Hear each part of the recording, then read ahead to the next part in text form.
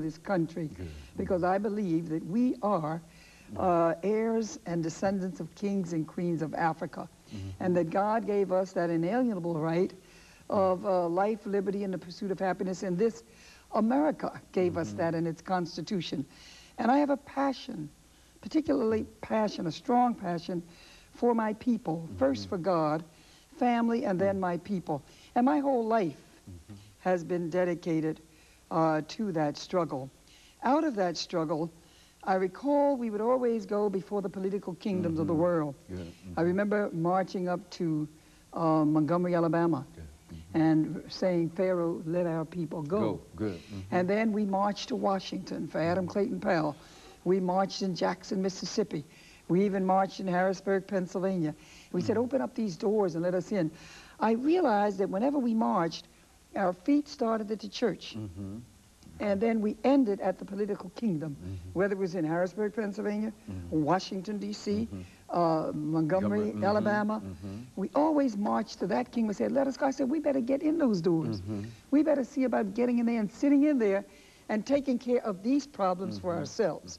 And that's when I shifted into politics. And I began to help men and women that I felt would bring justice and equity to their administrations. There was a governor who was running, a man who was running for governor in my state, and he was not the endorsed candidate. But I knew that this was a Jewish man who had to change his name in order to get into the business. And he made millions on General Electronics. And I knew, because he had black women in his business, he had black people at all levels, from management on down. Outside of his door in the 60s and 70s was a black woman. I said, this man is also helping young people to go to school, those teenage parents at that time, to get an education. I said, if he's running for governor, I want to help him. And I did. And as a result of that, he asked me to become the Secretary of State. And I used that office to open up the doors of government in a way that blacks moved into positions more than they had ever moved in before. First of all, I was able to get him to set up an affirmative action council. I resigned 9 months after he appointed me because a black woman was insulted. And so I told him that I would have to leave. But I said, if I come back, and he asked me to come back, I said, you sign an executive order which will provide for an affirmative action council subject to you, with majority women and minorities.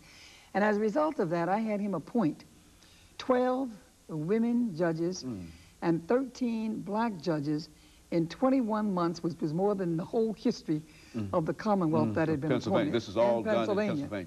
And then we looked at all the boards and commissions which were in my office, and we made blacks available to sit on those. We reduced the voting age to 18, so young people could vote and register, and we would go out and encourage them to do that. And so these are the kind of things that we did. And then I became a member of the Democratic National Committee, and I began to do the same things there. We fought to make sure that 25% of all members of the Democratic National Committee were black. Even though we had 12% of the population, we said we are 25 to 30% of the Democratic Party. And so that's when Basil Patterson became the first vice chair. And then I became chair of the Black Caucus of the party when Mickey Leland moved on to chair of the Congress, and then of course he died. I was his vice chair. And I remember when the 1988 convention came, in fact the 1984 convention, I was the one that had Jesse Jackson's arrangements to make it that convention, because I had been on the site committee. That was a tremendous occasion. And I made sure that our political royalty was there to see that crowning moment. The Rosa Parks, the Dr. Haidt, the Ben Hooks. I made sure that they were there and had seats of honor because they had struggled all their lives. And I remember riding over with Jesse Jackson alone in the limousine to the auditorium. And then I saw his daddy, Daddy King, sitting, waiting for him. And I just sat on his lap and just, we just raised each other. It's a moment of great history. Very good. You know, we've got a